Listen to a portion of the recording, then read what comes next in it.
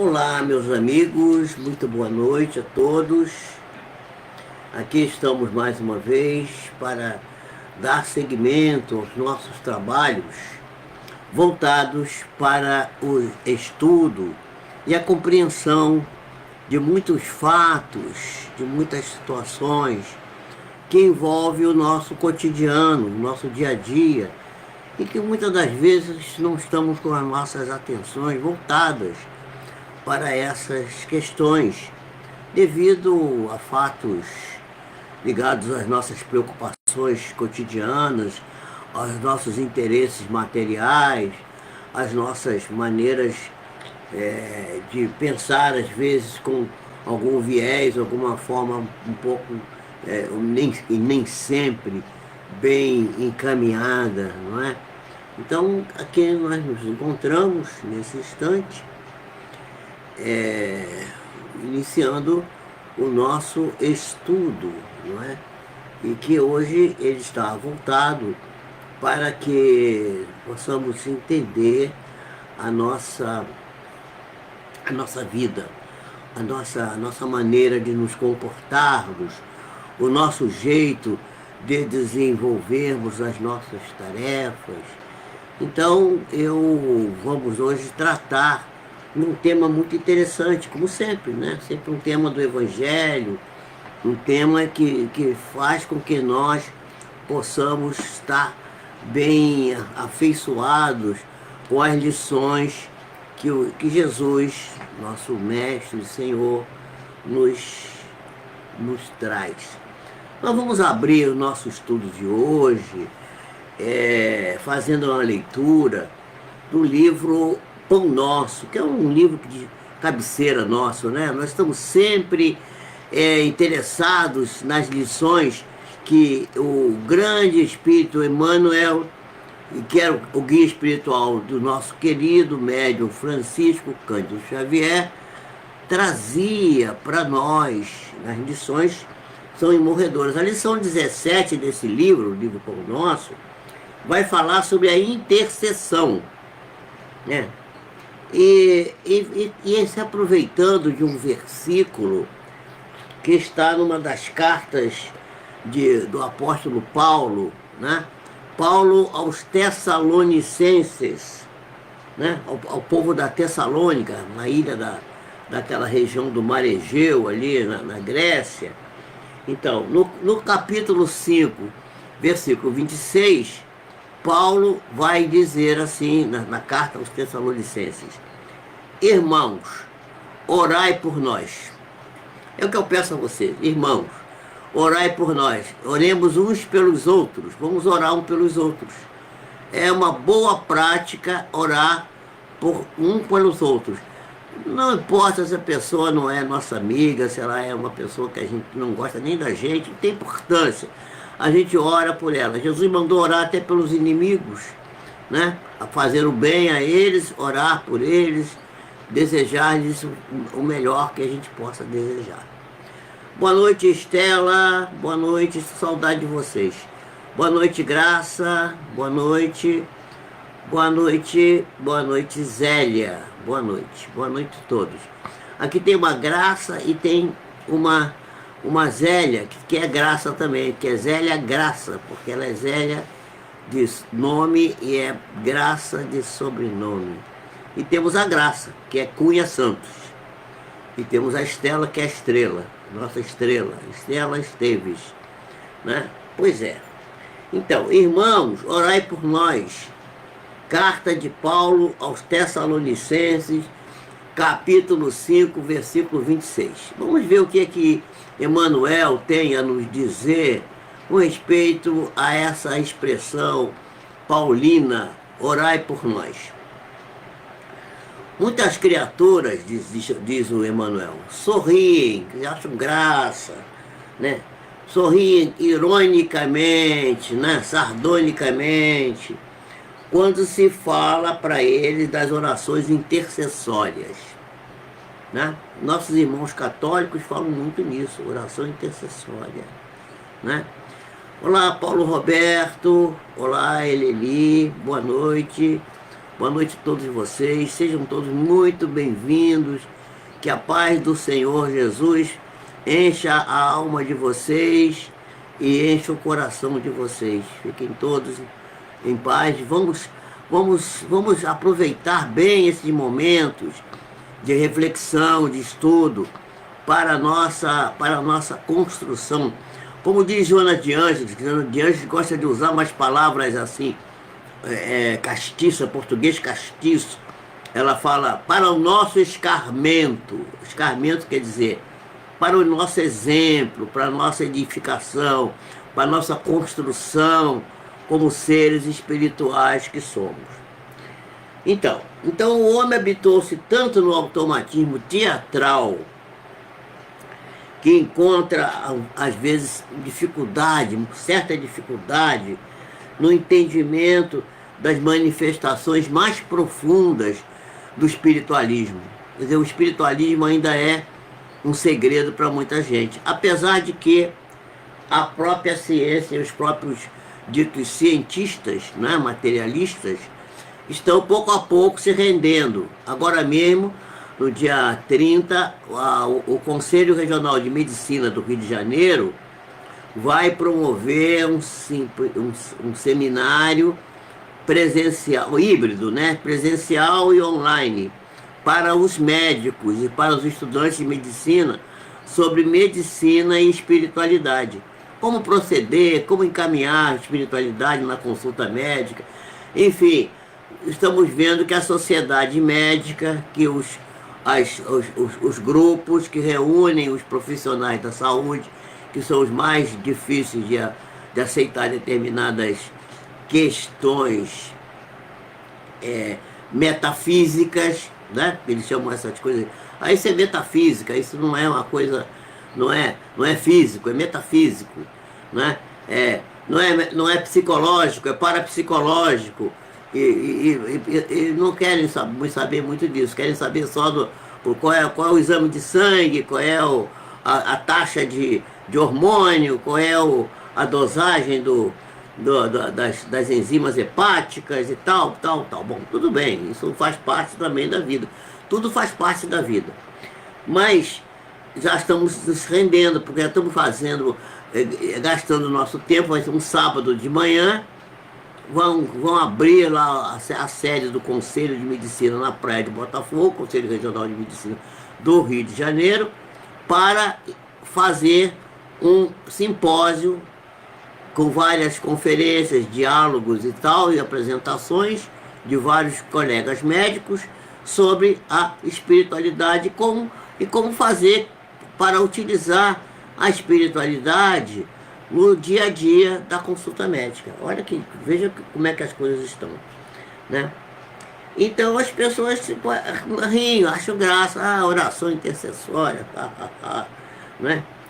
A prece intercessória, todavia, diz Emmanuel, prossegue espalhando benefícios com todos os seus valores inalterados. Quer dizer, apesar das pessoas acharem engraçado e tal, não levarem a sério, ela continua fazendo o bem que deve fazer. Não é justo acreditar, seja essa oração o incenso bajulatório a derramar-se na presença de um monarca terrestre a fim de obtermos certos favores. Quer dizer, não tem nada a ver com aquele negócio, vamos lá pedir pro governante, pro prefeito, pro governador, pro presidente, vamos lá bajular ele, vamos lá levar um agradinho para ele, para ver se ele vai nos dar aqui a concessão para fazer isso, para fazer aquilo. Não tem nada a ver com isso, entendeu? Isso é outro patamar. Não se pode acreditar que essa oração seja esse incenso de bajulação que se derrama na presença de um monarca terrestre qualquer a fim de obtermos favores dele. Não é isso. A súplica da intercessão, o contrário disso, é dos mais belos atos de fraternidade e constitui a emissão de forças benéficas e iluminativas que, partindo do espírito sincero, daquele que realmente crê, daquele que acredita, daquele que tem fé, não é? Vão ao objetivo visado através de uma abençoada contribuição de conforto para aquela criatura e de energia espiritual, né? Isso não acontece, porém, a pretexto de um obséquio comum da vida cotidiana, pelo contrário, não é? Mas é consequência das leis criadas pelo Criador, que são leis justas e que se adaptam gradativamente à questão clara, límpida da meritocracia, quer dizer, a cada um é dado de acordo com o seu merecimento. O homem custa a crer na influenciação das ondas invisíveis do pensamento. Pois é, as ondas invisíveis do pensamento, elas são materiais, elas existem, elas estão aí, presentes, né? Mas o homem custa acreditar nisso. Contudo, o espaço que cerca a criatura está recheado, está cheio de sons que os seus ouvidos materiais não conseguem registrar. O homem só admite o auxílio que ele pode tocar, um auxílio tangível. No entanto, na própria natureza física, no próprio universo ao redor de nós, não é? Vêem-se árvores venerandas que protegem e conservam ervas pequenas e arbustos menores.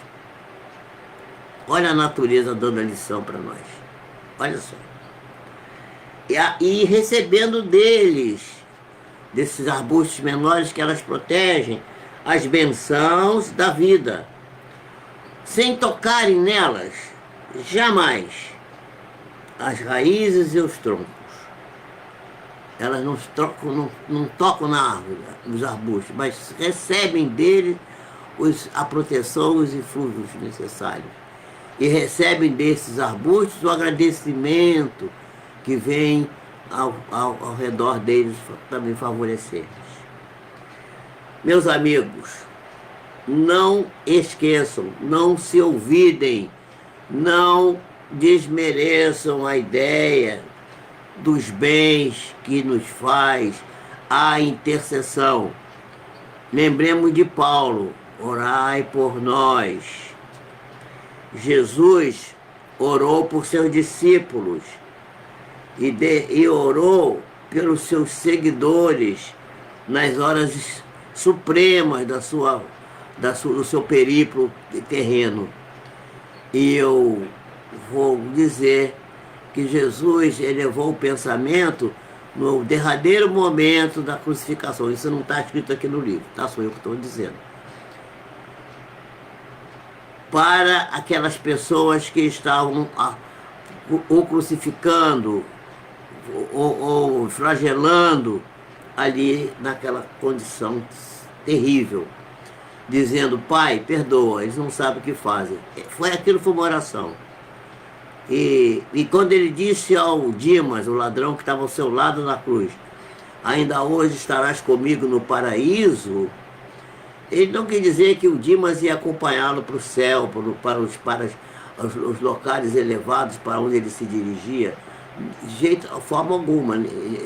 O ladrão não tinha condição de estar, não tinha estofo para acompanhar os elementos de alta espiritualidade que cercavam Jesus.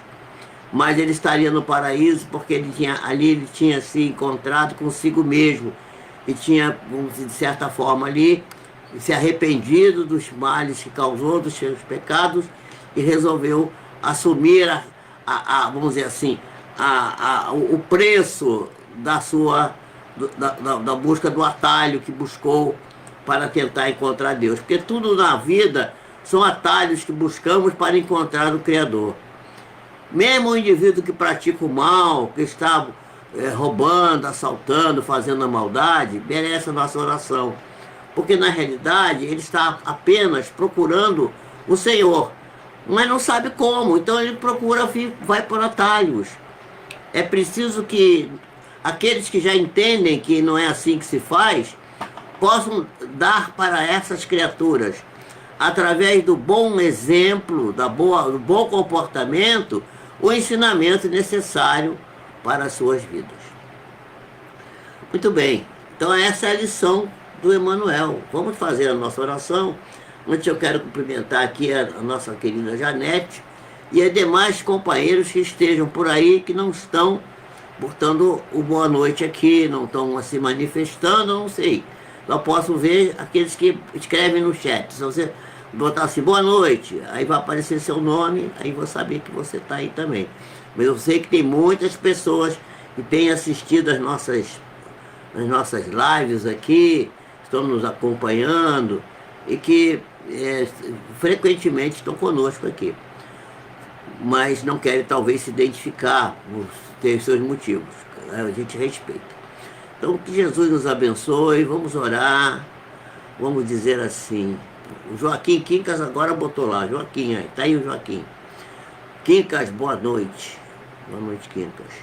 Boa noite, Janete, boa noite, Quincas, e os outros já dei boa noite. E boa noite para todos que estão incógnitos aqui. Então vamos orar dizendo assim, Jesus, Senhor, mestre amigo, pastor de nossas almas, tem misericórdia das nossas defecções, das nossas falhas e das vezes o desrespeito que temos para com as tuas lições tão sacrossantas e puras. Abençoa, Senhor, as nossas vidas, dá-nos sustentação, dá-nos coragem para as lutas deste mundo e faz-nos, Senhor, estar sempre dispostos a cooperar na medida da nossa possibilidade, muito pequena ainda, para a grande obra que tu, Senhor, realizas em prol da regeneração do planeta Terra, da regeneração da população deste planeta, que vai ocorrer no correr dos anos, através dos esforços pessoais de cada um de nós. Que nós possamos, Senhor, ser um dos seus pequeninos, ínfimos, muito pobres mesmo, cooperadores para esta obra. Que assim seja, graças a Deus. Muito bem, meus amigos, aqui estamos então, e o tema de hoje, vocês já perceberam, que é a fé, né? O tema é a fé. Nós estamos hoje falando sobre a fé, porque a fé é uma condição muito interessante, porque a fé ela tem dois aspectos. A fé pode ser humana e a fé pode ser divina. Não é dois tipos de fé, é uma fé só, mas é dois, vamos dizer assim, dois módulos da maneira da gente viver, porque a gente vive no mundo material e a gente precisa ter fé na gente mesmo, isso é fé humana, porque quem não acredita em si próprio, quem vai acreditar nele? Se a pessoa própria não acredita em si mesmo, se a pessoa própria, ela mesma, não se arrisca, não corre riscos, porque só é feliz, meus amigos, quem é livre. Mas só é livre aquela pessoa que aceita a responsabilidade. Por isso que a fé, ela não é a fé só de crer em Deus, de crer nos anjos, de crer nos bons espíritos. Não, a fé começa quando você acredita que aquilo que você vai fazer, que está dentro das normas da vida, dentro da lei áurea, que é não faças aos outros aquilo que não queres que te faça, e você faz aquilo certinho, você tem certeza de que você está fazendo o melhor que você pode. E você acredita que aquilo que você está construindo, que você está fazendo, é benefício para você, mas é sobretudo benefício para os demais que te acompanham na jornada terrena. Porque o bem não pode ser exclusivo de uma única criatura. O bem tem que ser repartido com todos. E tem que haver uma forma da pessoa estar equilibrada e de procurar equilibrar os bens da vida para que todas as criaturas que estão em torno de si possam também fruir, usufruir e gozar mesmo os bens da vida, a cada um de acordo com as suas necessidades e cada um de acordo com aquilo que eu falei, que é a lei do mérito, de acordo com o merecimento, que é auferido não por nós, auferido pelo Criador, não pelo Criador diretamente, mas pelas leis divinas e naturais que esse Criador gerou, criou e que regem o universo. Essa é a ideia que devemos ter. Então, meus amigos, a fé, então, ela tem dois aspectos. Ela é fé humana e ela é fé divina. Nós vamos falar da fé religiosa, porque, olha só, o conhecimento, ele pode ser dividido de uma maneira assim, vamos dizer, tripartite, três partes, não é? O conhecimento pode ser científico, é um conhecimento válido, né? O conhecimento pode ser filosófico, é válido. E o conhecimento também pode ser espiritual, religioso, se vocês quiserem. Então, filosofia, ciência e religião é um tripé no qual se baseia o conhecimento do homem. E o homem que desconsiderar qualquer um desses três elementos, ele estará sujeito a estar em erro. Então, vamos ver o que diz o Evangelho segundo o Espiritismo com respeito à fé religiosa, aquilo que é chamada por Allan Kardec de a condição de fé inabalável, aquela fé que nada consegue abalar ela. Eu, por exemplo, sou uma pessoa que tenho muita fé, não só porque eu creio, não é que eu creio, tem muitas coisas que eu não creio, eu sei que é assim, porque a vida já me provou várias vezes, em várias oportunidades, que é assim que acontece. Eu tenho vários casos, eu não vou hoje contar aqui, não vou fazer spoiler dos meus casos, mas eu vou contar esses casos. Quem assistir a minha palestra no dia, acho que é 11 de outubro, que é uma segunda-feira, 20h30, eu acho que sem ser essa primeira segunda-feira do mês, é a segunda. Acho que a primeira é dia 4 e a segunda é dia 11, eu acho que é isso. Eu estarei nas 20h30 no YouTube e pelo Zoom, na palestra que eu tenho já programada, que é uma aula do Instituto de Cultura Espírita do Brasil, num cursinho simples que eu estou fazendo, em que eu estou ministrando conhecimentos sobre a vida, o viver, o que é viver, o que é a vida, e como viver bem, como aproveitar a vida. E aí eu vou falar sobre vários autores que também têm se dedicado a isso, vou dar essa demonstração. E vou contar alguns casos que eu tenho, que comprovam através da fé, da certeza daquilo que é o conhecimento filosófico, científico e religioso, porque esse tripé, essas três partes do conhecimento não são separadas uma das outras, são juntas. Não é possível separá-las. Quem tentar separar vai ter dificuldade e vai se dar mal. Bom, então, do ponto de vista religioso, a fé consiste em crença, em dogmas especiais. Vou esclarecer aqui o que é a palavra dogma, porque dogma é uma palavra meio maldita. Você diz, dogma é um negócio de proibição. Não. Dogma em filosofia é tudo aquilo que já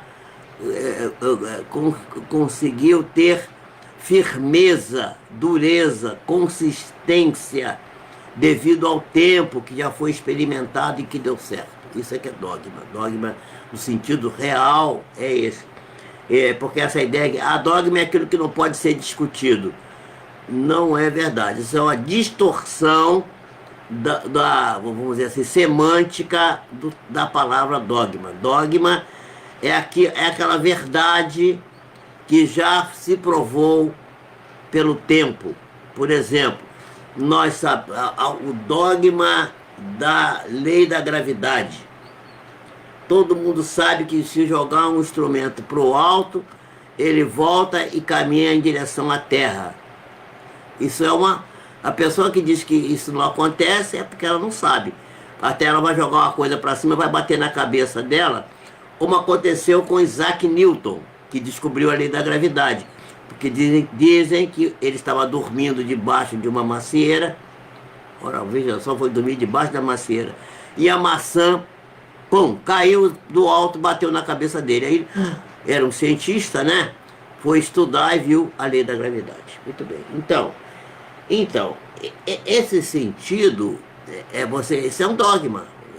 O que é um dogma? É que está provado por A mais B que tudo que se joga para cima vai para baixo, desce. Então,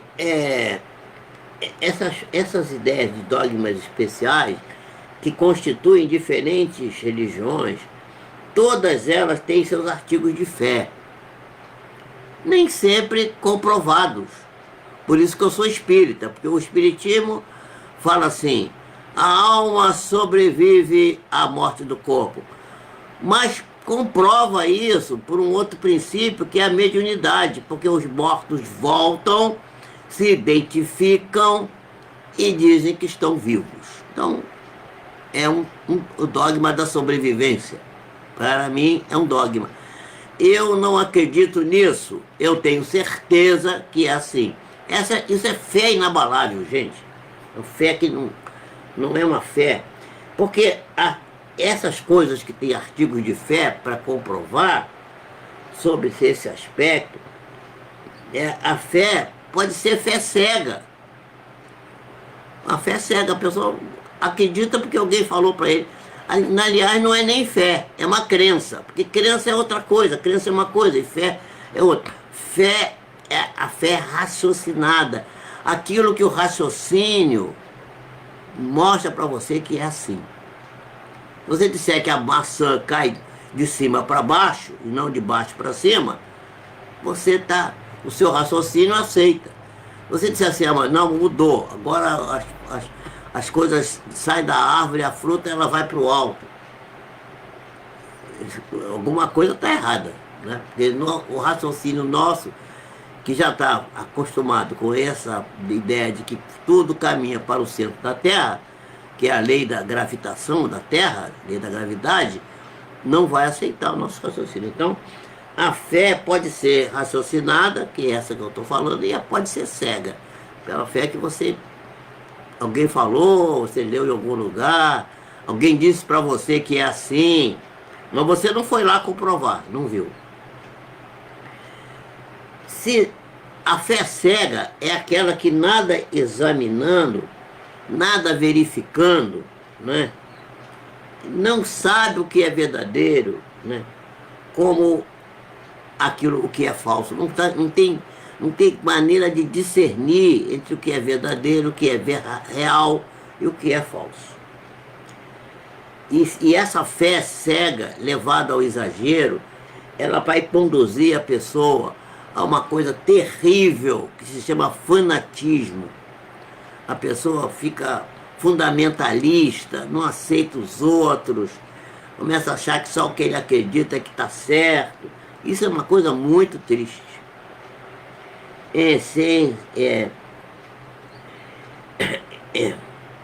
Assentando-se no erro, né, cedo ou tarde, essa fé, que não é fé, é crença, desmorona. Aí a pessoa diz assim, eu acreditava, agora não acredito mais. Não tinha fé.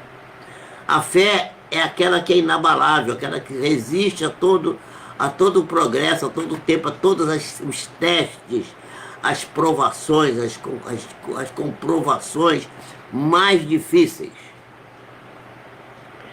Então, somente a fé que se baseia na verdade garante o futuro, porque nada tem a temer diante do progresso, das luzes, dado que o que é verdadeiro na obscuridade, também vai ser verdadeiro na luz meridiana. Preconizar alguém a fé cega sob um ponto de crença qualquer é confessar-se completamente impotente para demonstrar se está ou não com a razão. A pessoa acredita, mas não tem comprovação. Aí diz assim, mas fé não pode ser comprovada. A fé tem que ser comprovada. A fé verdadeira é aquela que você, até o tempo, vira dogma, vira aquela coisa rígida. Quer ver a outra palavra que tem guimá também? É magma. Quando a lava do vulcão sai do vulcão, sai aquela lava incandescente, aquela coisa, aquela lama escorrendo. Quando aquilo esfria, fica duro, pedra, uma pedra. Completamente é magma, por isso que é magma. Tudo que tem magna, o GNA, GNA, dogma, GMA, dogma, magma, tudo que tem isso quer dizer o seguinte, é uma coisa que não é sólida, começa assim fluida, mas que com o tempo vai se tornando sólida, pétrea, bem pétrea. Até na Constituição, por exemplo, você tem lá cláusulas pétreas, são aquelas que não podem ser mudadas, sim, feitas de pedra, duras. Tá? Pois é, então, disse vulgarmente que a fé não se pode prescrever, de onde resulta muita gente alegar que não cabe culpa a ela se ela não tem fé. Não tenho fé porque... Sem dúvida, a fé não pode ser prescrita, nem o que ainda é mais certo, fé não pode ser imposta. Eu creio, eu te devoro. Aceita ou você está excomungado. Isso não é uma maneira correta de... A pessoa, ninguém convence o outro de nada. Quem vai convencer a criatura são as suas próprias experiências. Isso está mais que provado, isso até filosoficamente está provado. Quem convence a pessoa de uma determinada... uma criança mete o dedo na tomada, toma um choque, ela vai ficar convencida de que não pode botar o dedo ali, que ela vai tomar choque de novo, a não ser que ela queira tomar outro choque. O Kikas aí que trabalha com parte de eletricidade, sabe o que é choque bem, né? Acho que todo mundo sabe, não precisa trabalhar com eletricidade para saber o que é tomar um choque elétrico. Né? Pois é, não se pode impor a fé. Ela vai se adquirindo vagarosamente e ninguém há que esteja impedido de possuir fé, mesmo entre aquelas pessoas mais refratárias, né? Pessoas que não aceitam as coisas. Talvez essas até quando elas conseguem comprovar as coisas ficam mais firmes do que aqueles que aceitam qualquer coisa em primeira mão, né? Às vezes não é muito bom. Estamos falando aqui das verdades espirituais básicas e não de tal ou qual crença particular.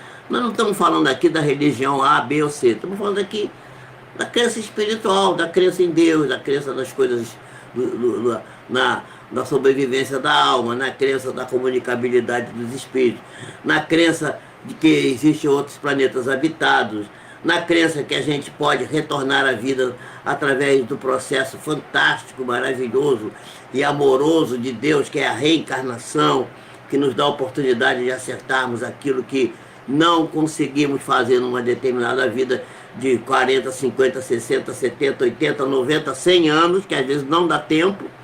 Então a gente tem oportunidade. Então é isso, né? Então essa é dessa fé que nós estamos falando. Nós não estamos falando da fé, né? da questão religiosa, do A, do B, do C, do E, do G, H, do Y, do Z. Cada um tem a sua maneira de pensar e a liberdade de se exprimir, de pensar, é para qualquer um. Tá? Não é a fé que compete procurar a pessoa. Não, a fé não vai procurar a pessoa que tem que procurar a fé. É as pessoas que cumprem ela procurar ir ao encontro da fé. E se as pessoas buscarem com sinceridade, com esforço, com dedicação, não deixarão de encontrar a fé. Encontrarão. Cedo ou tarde, irão encontrar a fé. Tende, pois, como certo os que dizem: nada de melhor desejamos do que crer, mas não desculpem. Pois os que dizem: nada de melhor desejamos do que crer, mas não o podemos apenas de lábios o dizem, e não do íntimo, porquanto, ao dizerem isso, tapam os ouvidos. A pessoa diz assim: ah, eu nem vendo acredito. O que pode fazer com essa pessoa? Nem vendo, se eu ver, eu não acredito. As provas, no entanto, estão chovendo ao redor da criatura. É só prestar atenção. Por que as pessoas fogem de observar os fenômenos que estão ao seu redor? Por que elas fazem isso? Da parte de uns, é só descaso, preguiça mental. Muita gente tem preguiça mental, não está querendo se esforçar. E de outros, o medo, temor de serem forçados a mudar de hábitos, a mudar de comportamento. Da parte da maioria, o que existe, que impede a pessoa de ter fé, é o orgulho, a vaidade. Porque se negam a reconhecer a existência de uma força superior, porque teria que curvar-se diante dessa força superior. Não é de curvar-se, de humilhar-se, rebaixar-se, mas de entender que existem coisas que estão acima do conhecimento e do poder de cada um de nós. Essa é uma coisa que a pessoa tem que ter. E há certas pessoas em que a fé parece de algum modo inata, parece que elas já carregam aquela fé, uma centelha basta para desenvolver essa fé.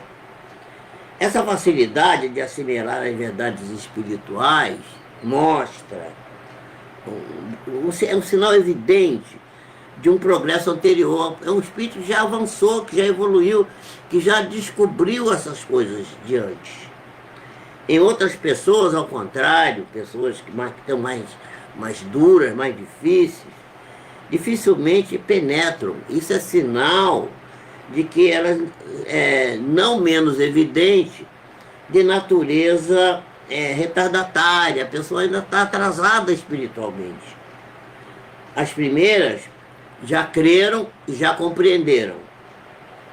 E trazem, ao renascerem, aí vem o dogma da reencarnação, né? A intuição do que souberam já de outras vidas. Estão com a educação já em fase adiantada, já feita. As segundas, aquelas que têm dificuldade de crer, estão ainda engatinhando, tentando aprender, né?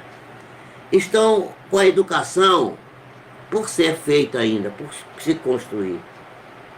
Ela, entretanto, se fará. Quer dizer, ela, a educação, se fará. E se não ficar concluída nessa vida não, nessa existência, porque a vida é uma só, ficará em outra existência, porque haverá oportunidade sempre, né? Então, a resistência da pessoa que é incrédula, devemos pensar, devemos convir nisso, devemos aceitar.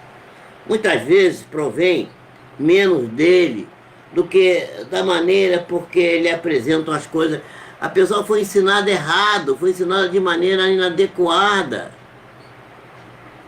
A fé necessita de uma base sólida, base que só a inteligência, a ideia perfeita, a inteligência perfeita daquilo que se deve crer. Para crer, não basta ver. Por isso que o outro, mesmo vendo, eu não acredito. É preciso, sobretudo, compreender.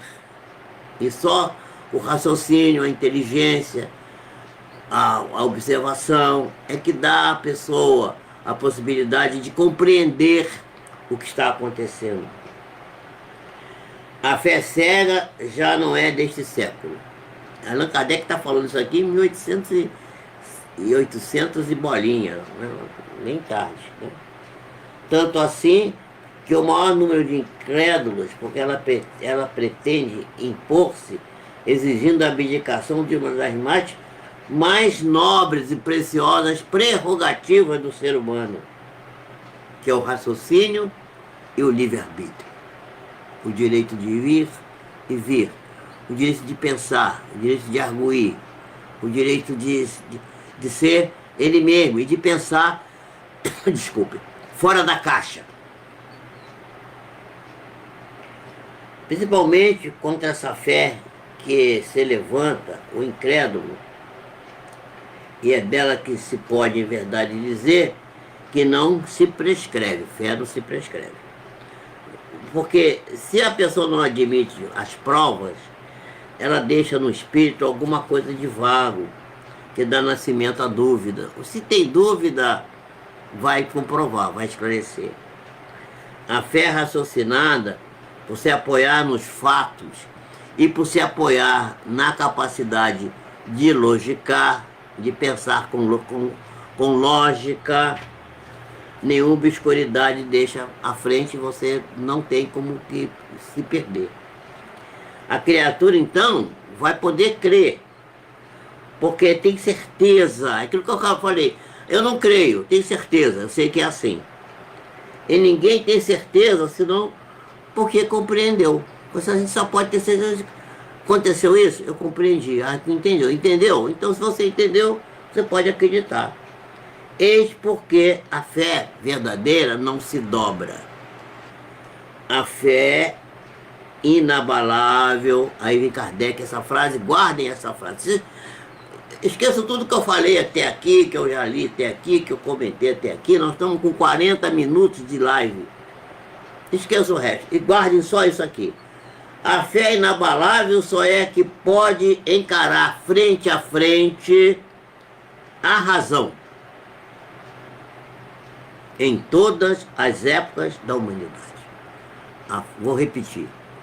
A fé inabalável só é a que pode encarar de frente a razão em todas as épocas da humanidade. Allan Kardec. Esse resultado conduz à crença, que é fé, não crença, no espiritismo, a doutrina espírita. Não é espiritismo prático, mediunismo, não é isso. É doutrina espírita, conhecimento, é estudo, é análise, é lógica, é raciocínio, é conhecimento. Pelo que triunfa sempre da incredulidade, sempre que não encontra oposição sistemática, porque o camarada tem um sistema, é sistemático, o que a gente pode fazer? Deixa ele ser um sistema. A filosofia espírita não é uma filosofia sem sistema, nós não temos sistema, não há sistema algum, não existe um sistema espírita.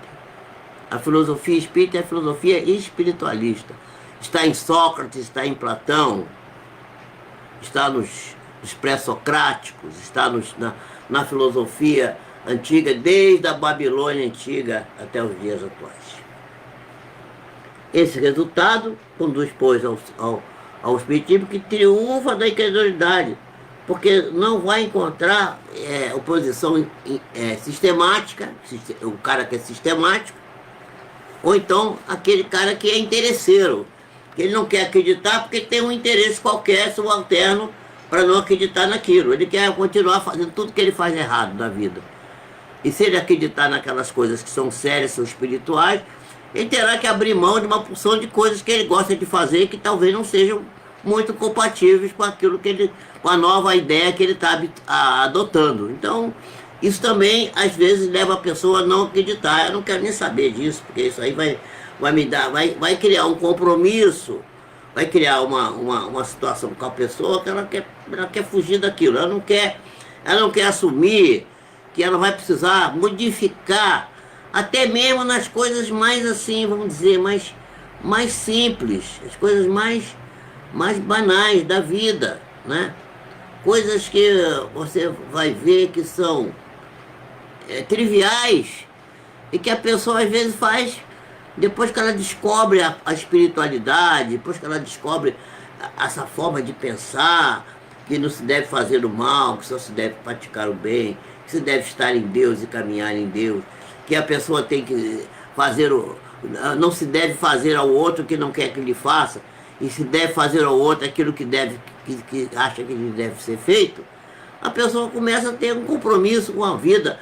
O cara vende um carro, e vende que o carro está todo furado, bichado, e ele diz que o carro está bom, ótimo, maravilhoso, sabendo que a pessoa vai empregar parte substancial da sua economia na compra daquele veículo e vai depois ficar com um problema danado.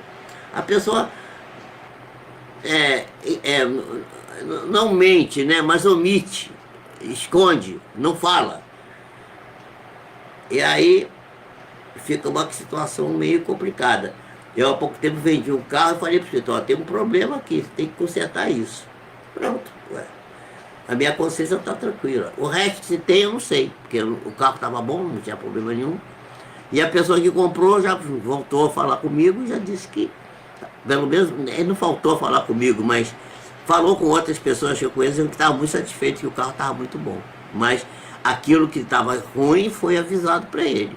E foi facilitado para ele a peça que ele precisava comprar por um preço mais baixo, para ele poder trocar no carro e o carro ficar 0 quilômetro, como a gente costuma dizer. Então a pessoa tem que ter cuidado com aquilo que faz. E às vezes a pessoa não quer. A pessoa quer viver despreocupada, quer fazer coisas erradas na vida, coisas não muito, né, saudáveis. Eu não vou falar disso aqui, não é o momento próprio. Boa noite, Márcia. Não falei com você. Boa noite, Branca. Boa noite. Branca, recebi uma paciente que você encaminhou para mim, tá? Boa noite a todos vocês. Sejam bem-vindos. Vamos orar, a oração final. Eu espero que essa lição da fé, depois essa palestra vai estar lá no YouTube, no meu canal, tá? Se quiser rever, pode depois maratonar por lá. Vai ser assim, a fé. Pronto, fé. Pode maratonar lá que vai achar. Lá tem uns 40, 50 vídeos só de temas espirituais. Uma boa noite, Deus abençoe a todos. Vamos agradecer a Deus, dizendo assim, Pai misericordioso e bom. Agradecemos a oportunidade de estar aqui mais uma vez, realizando essa tarefa em prol do nosso próprio crescimento e do crescimento dos nossos companheiros. Que a tua bênção e que a tua misericórdia se faça sobre todos nós, que assim seja, graças a Deus. Muito boa noite, tenham um bom sono, durmam bem e espero vocês amanhã no nosso estudo que estamos fazendo sobre o Livro dos Espíritos. Amanhã nós vamos falar sobre, acho que ainda sobre espírito e matéria ainda, né? O espírito e a matéria, a diferença que existe e tal. Muito bem. Muito obrigado, boa noite, fiquem com Deus. Deus abençoe vocês todos.